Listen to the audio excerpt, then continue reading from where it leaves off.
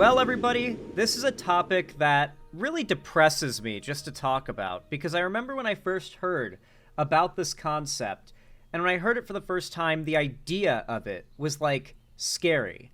It was, like, grim to think about.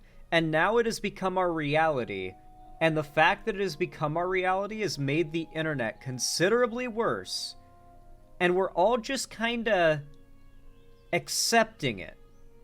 Because what the hell else can we do? That is, of course, the dead internet theory.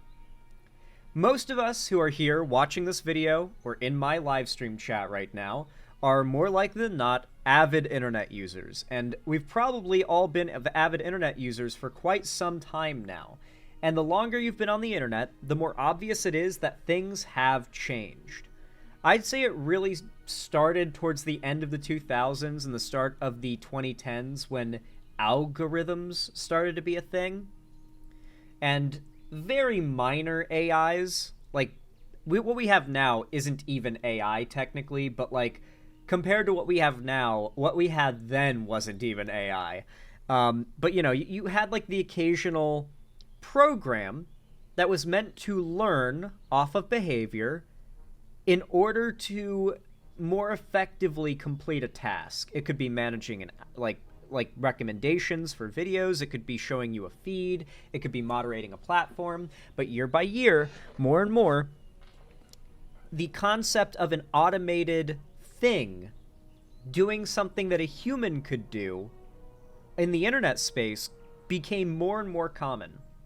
And like a slowly boiling frog, none of us were ready when OpenAI with ChatGPT revolutionized this entire industry.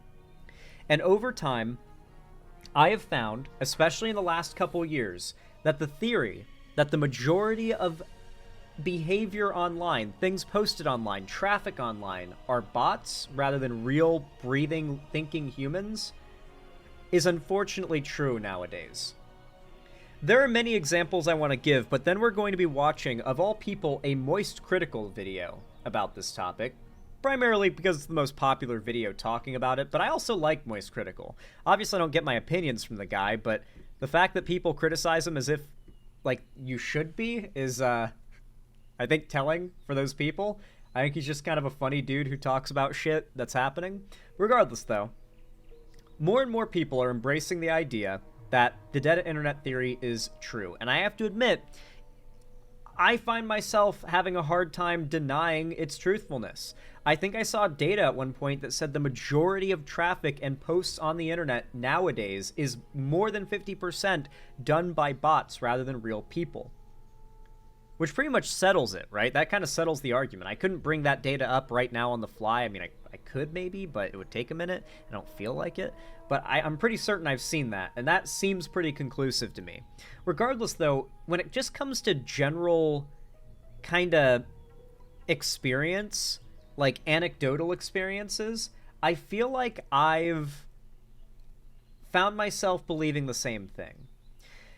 Think of, like, look at WoW Classic, for example, World of Warcraft Classic. It feels like there are more bots in that game, and they are more sophisticated bots than ever, or than ever. Like, they're everywhere. They're flooding the market, destroying the economy on Classic servers. I mean, I'm sure Blizzard's going to deal with it eventually, because they are losing money to this problem, but it's still a thing that is continuously a cat and mouse race between botters and Blizzard to try and deal with them. It extends beyond video games, though. Look at YouTube channels. How many of you guys have had your recommendations flooded with those shitty AI-generated channels that just have a white background and they just talk about some popular cartoon show? Usually adult animated shows like South Park or Family Guy. Like, how many years would Stewie go to prison if he was charged for all his crimes? Those garbage AI videos, the AI recap movie channels. This shit is getting bigger and bigger and harder to escape. And the worst part is that the algorithms and the bots are being trained off of the behavior of bots and not people. I think we're reaching the boiling point where the algorithms are trained more off of the behavior of bots than they are off of the behavior of people, and the algorithms are starting to cater to real people as if they were bots. And that is noticeably, I think, made the experience of watching content on YouTube or just browsing the internet in general substantially worse. The algorithms think you are a bot, and they expect you to behave like one. They're broken. Most of the people you engage with in any comment section are likely to be a bot. It's happened. The dead internet theory is true. And even Critical's made a video about it. So I figured I'd give it a watch. I have not seen a second of this video, but people were recommending it to me because it seems like a lot of people... I mean, I've been talking about the dead internet thing being a real deal concern for a while now, so it kind of makes sense people would want me to watch this video because, like, what I said was inevitable has happened, and now people are kind of calling it out. But let's go ahead and take a look. I'm sure by now all of you have heard of dead internet theory. I don't think I need to really dive into what it means, but fundamentally... Holy shit. That is fucking raw. For those that can't see, Critical has a statue of Sauron, and his physical form is depicted by the Peter Jackson movies, standing in the background of his setup. Like a 36-inch Sauron statuette. That goes unbelievably hard. It boils down to the idea that the things and the people that you see or interact with online aren't actually real, it's bots, and upcoming AI. Now, I think this is more true on some websites than others, Twitter being one of the worst offenders when it comes to the bot problem, but just the general internet. I think that especially YouTube, like the most popular sites like YouTube, they are being so heavily affected by bot behavior. Because you have to remember, the functionality of these websites relies on an AI that learns from the behavior of users. Once a certain amount of those users are bots and not real people, I think we can all assume what that could do to the AI that is trying to operate off of training that is meant to be learning off of real people, right? But it's not. It's learning off of bots, and that's going to fuck up the algorithms. And it has. Meta has just publicly announced that they are doing their best to make dead internet theory not just a theory, but the reality. They proudly announced, like it's a Jeff Keighley world premiere, that they will be flooding, really, their platforms with AI-generated users that will share AI slop with the humans that are still left in those plagued wastelands. This isn't some wacky...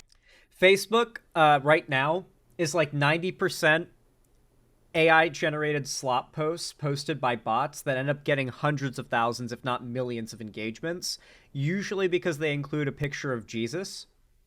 It's like easy virality, and you can make money off of that on Facebook. It is genuinely a hellscape of AI-generated boomer nonsense. I do not know how anyone that I know in my life still uses Facebook.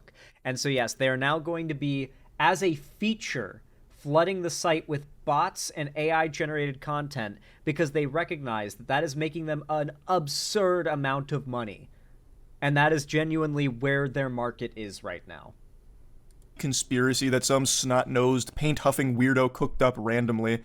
This is an actual upcoming change that Meta themselves announced. We are getting this fart straight from the butt, the source. I talked about it for quite a while on stream last night. I'll show you some clips of that, but I've been thinking about it a lot ever since because the question kept coming up in stream, why would they even announce this? What is it for? Like, what are they actually even hoping to achieve through flooding their platform with fake users? Because it is such an odd concept of something to be proud of.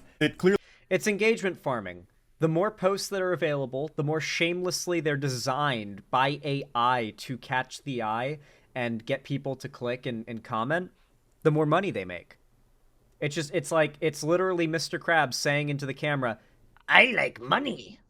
Clearly runs counter to what the whole idea of social media was supposed to be. A way of connecting to others and experiencing the world through information and content from others.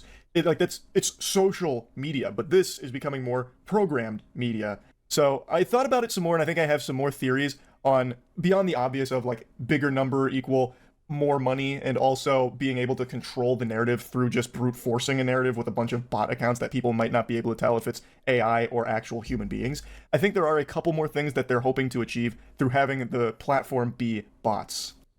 Why would Meta admit to using AI? Well, because these companies view it as a really positive thing. This isn't like some kind. I think it's important to point out, by the way, that we are not that far away from the point where AI is like fully usable to make convincing fake evidence of crimes that people of prominence have committed, or not committed, but allegedly, quote unquote, would have committed. How do you debunk, like, once these AI videos get so good you literally can't tell the difference, how do you debunk the video that's supposedly like you like beating someone to death with a baseball bat on the street? You know, like, an extreme example, but if someone could just generate that and it's a literal flawless video, if they could generate anything like that, post it and say real leaked footage, it's like, what do you do? Like, this is like the extreme. This is the future that we're all scared of, but we're getting so close now that it's like not that far away. Like, it's less than a decade away that AI video is going to get that good. Kind of dark secret to them. They're proud about it. So their vision is drumming up engagement on their platforms through AI accounts. So what they want to do is fill it with AI generated characters. They want to fill it with profiles and bios that will all be sharing AI generated content with its users to the point where people won't know if they're communicating with a person or AI. And they are so out of touch that they view that as a really good thing for their platform. So we expect the AI to actually over time exist on our platform. If anyone here thinks this isn't a big deal, then think about how fun it is to have to do customer support or customer service when you have a problem with like a product or something, and you call and you just can't get a real person. It's all automated like robots and systems. If you've ever had to do that before, imagine that. But it's everywhere you try to go on the internet. That is where we're headed right now. Platform kind of in the same way that accounts do, according to the vice president. They'll have bios and profiles, profile pics, and be able to generate and share content powered by AI on the platform. That's where we see all this going, which is like the worst possible direction for anything to go. So the internet is going to be a wasteland full of bots rather than 50% bots. Nothing changes. No, I mean a lot changes actually. Right now, I've quoted this a lot, and I can't even remember the official source anymore. It's been so long, but the last estimates from how much of the internet is occupied by bots versus humans was something like 60% is bots. So you're more likely than not Yep. Yeah, okay, he's seen the same data I have. Yeah, there is literally data that shows more than 50% of traffic and activity online in 2023, I think it was bots. Like, in the next couple years, it's going to be like a sliver of internet traffic that is actual people compared to bots. And it's not that like the people are leaving the internet and bots are taking their place. It's that there's so much bot content that there is a sea of it that overwhelms the real billions of people that are using the internet every day. And there's potentially no limit to how many bots can flood the internet. We could get to the point where there is literally 1 trillion different bots online to like 2 billion maybe people on the internet. It's going to be hard eventually to find anything that was actually produced by a real human, and it's only going to get harder when telling what was made by AI gets to be harder. Like right now, you see something made with AI and it's laughably obvious and it's like angering to see it, but once you can't tell anymore, that's when it's going to be difficult. It's going to be like finding an invisible needle in a haystack the size of an Olympic-sized swimming pool, just to find any content made by a real person. Interacting with a complete not real person anytime you're talking to somebody online, and the content you're consuming is coming from something instead of someone. Can someone explain why? So, I'm going to be honest, I don't really see how they view it positively, but the benefit they will get is by having all of these AI accounts, their engagement numbers are going to be much higher, which is going to drive the value of their companies up. The fact is that in our current economic system, at the end of the day, short-term profit is generally valued more than long-term profit. Humans are selfish. They are finite beings. Their positions of economic power are finite in a lot of cases.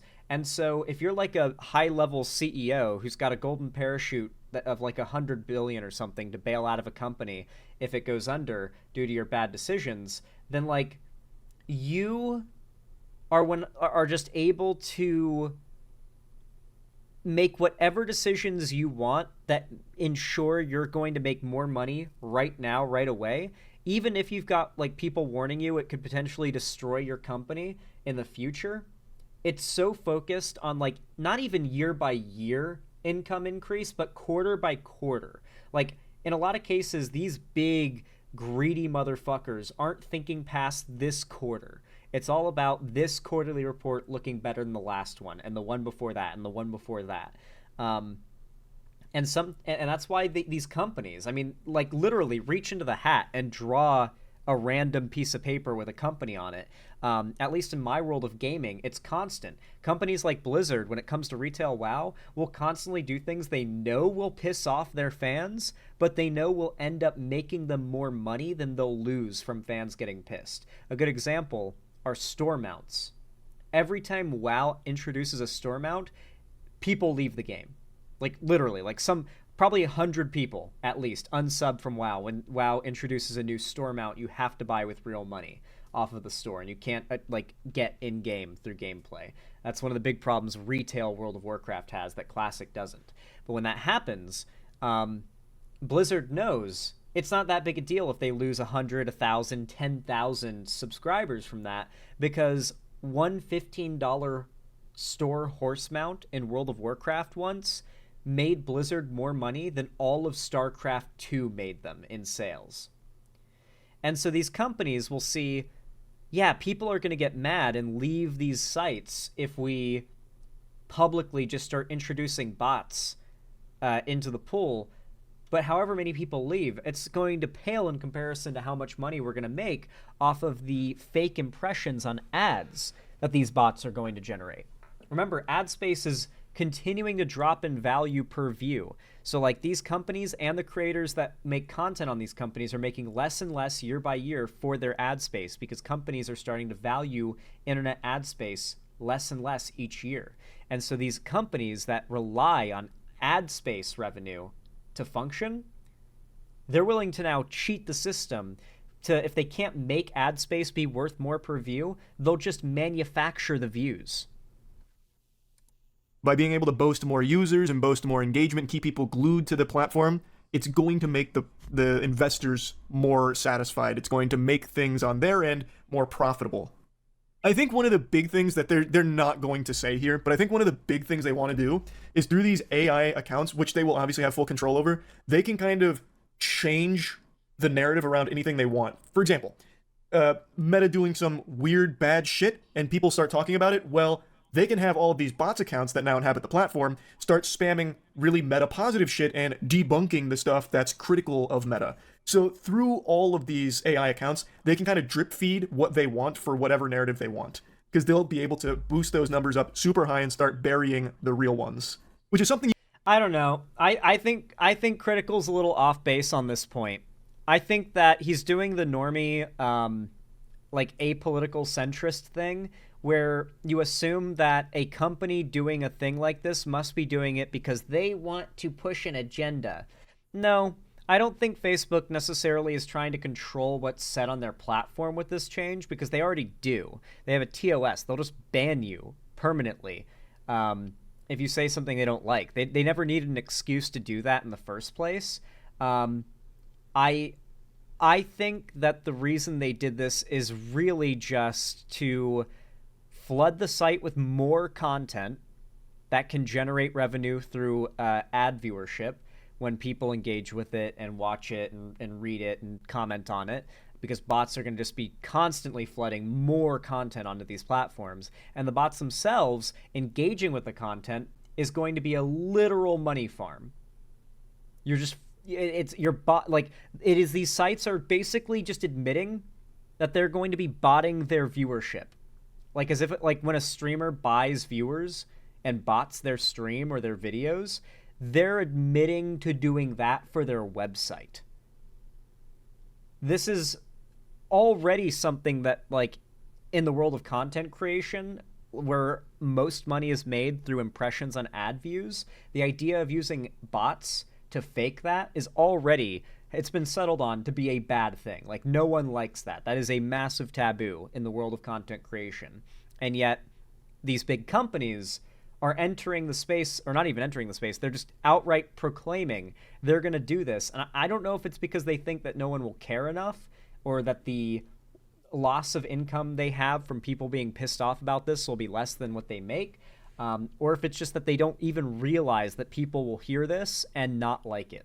It could also be that Facebook knows their target demographic of boomers don't really understand AI enough to be mad about it, and so there's not really much of a trade-off to be had. It's just going to be pretty much unanimously beneficial for Meta to do this. You already see that used to happen a lot on Reddit. I think it happens just as much, but they made this big thing about how they're combating it, but I think it still happens just as much on Reddit and Twitter. So I think that's kind of like one of their big things. But the main thing they're boasting is that it's just going to be really good for engagement with fake accounts. One idea Not that false, Scott Drake. Advertisers will be able to buy control of bots and use bots pretending to be real people as advertising mechanisms. That's actually a really good point. I wonder if that will start to dominate the internet as the primary form of advertising. Like, the most valuable form of ad space will be a bot that pretends to be a real person that advertises products. What could be a better, like, ad space online nowadays than that? that I only briefly fondled the sack of was the concept that the AI could also be used as a tool by these platforms to keep people hooked on their drug, keep them trapped on there through fake interactions. So let's take a hopeless loser, for example, someone that is just... Yeah, fair. That's actually a good point. No, that's actually a really good point, because all these social media sites are designed to keep you addicted, but to be addicted to these sites, you have to have like some level of a internet social life to be addicted to. And so if you don't have one, if you have no followers and you don't really know anyone to follow, then having a bunch of bots that just flood to new accounts and start pretending to be real people, liking, commenting, and even DMing with new users, it can get those people who are not the easiest catches for Facebook to have an addicted user addicted. Oh, that is a good point, actually. Critical points out something I didn't even think of here. Unlovable. It's a guy who's a Jack Doherty fan. They freak out at fast food workers if they feel their large fries had filled to the brim. They call their own mother a femoid. Just someone that doesn't have anyone in their life. And they go on Instagram. Sure, there's no doubt this homunculus will doom scroll some reels for a little while, but after a period of not getting any interaction with anyone or anything, they'll leave and just go be lonely elsewhere. But now imagine, when this rolls out, Meta's going to have all of these AI accounts that are going to be interacting with someone like this. So now you take that same troglodyte, and now you have him make a post that instead of getting 0 likes, now gets 20 likes from these seemingly real-looking accounts that are all AI. And he'll click on them, and he might not know they're AI because they're going to have their own profile pics, they're going to have their own bios, they're going to have their own posts that are not real, but it's going to be convincing enough that it is. So now all of a sudden, this guy who's got nobody has AI that's interacting with him on this Instagram platform, and it's going to make him more likely to stay on there and interact and engage with it. So they're going to retain people longer through this program, because it'll give someone like... It's going to empower, like, the fake girlfriend catfish scammers so much, Iliakai. You're totally right to point that out. I never even considered that. That is a very good point. Yeah, dude, like, Facebook is already, like, a hellhole of scammers. That's probably a substantial amount of the site's users. And so it wouldn't surprise me if they're literally catering to that.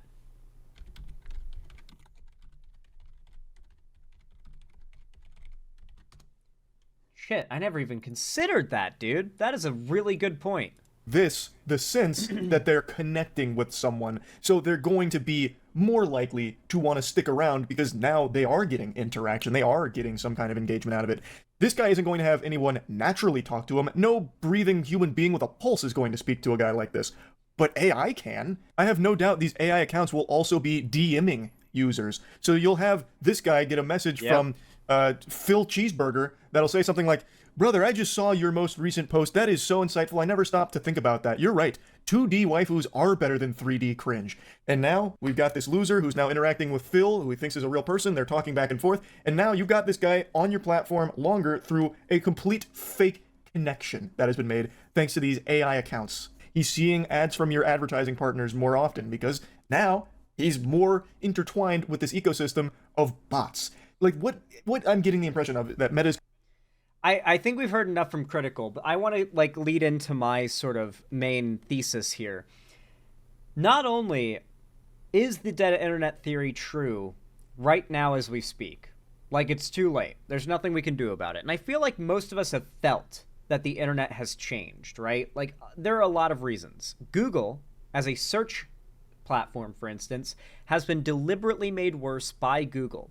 Whistleblowers have come out to say that about 3 years ago, Google went on red alert after they saw a roughly 12% drop in the amount of time that people were spending in their search bar. Like when you search something and you scroll through the results, people were spending substantially less time doing that than they had the previous year.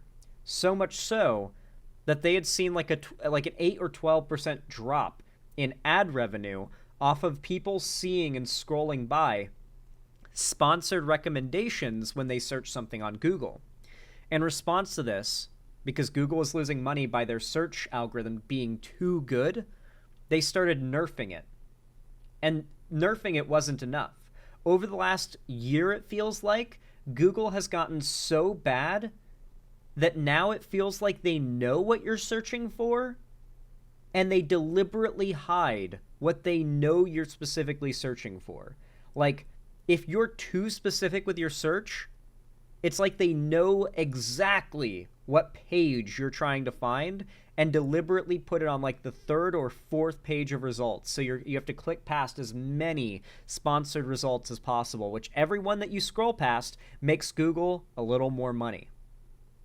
It is a cheap, bullshit, and scummy way to boost traffic in their search algorithm, but they did it, and it's making them more money, I guarantee you. On top of that, how many of you guys have used YouTube as your main source of watching something entertainment for a while now? I know I have. And over the last 4 years, YouTube has decidedly gotten far less, ironically, addictive as a platform to me. There was a time where YouTube videos and the algorithm of recommendations was like a black hole, and you would get lost if you weren't careful in like a 10-hour long binge of YouTube where you would just be clicking on things in the recommended bar and it knew what was up your alley. You would constantly be finding these new little niches of content that were super interesting you'd never heard of before, and it was like an addictive rabbit hole. Who remembers 3 a.m. YouTube? Who remembers the famous 3 a.m. YouTube where you would like stay up all night and you'd end up on the weird side of YouTube because YouTube would just start showing you weird shit late at night, and it was always interesting weird shit. When was the last time you ended up on 3 a.m. YouTube? Where YouTube just starts showing you some weird, interesting shit in the middle of the night. I don't remember the last time that happened. YouTube is constantly showing me the same, like, 20 videos, for starters, like, constantly. There are, like, 5 or 10 videos every day that YouTube insists you will constantly be shown, no matter how many times you refresh your pages. And then everything else is either shit that's, like, super viral right now, and then, like, a small handful of stuff from creators you regularly watch, and then some new stuff that might interest you. Like, 1 or 2 new things that might interest you. Like, if you're new to YouTube, I get it. You might be a late adopter who doesn't remember the old days, but man, it is... I feel like I have to search hard and seek out content that's interesting to me now, like doom scrolling constantly and refreshing pages on YouTube to find something that looks interesting, that isn't just the same stuff I've already watched that YouTube is trying to get me to re-watch again, even. When back in the day, it was like constantly a flow of new interesting content, new interesting channels. Man, I don't know if it's AI or YouTube deliberately making their algorithms worse. I think a lot of it is the AI. but it's made the experience of using these platforms worse for us real people.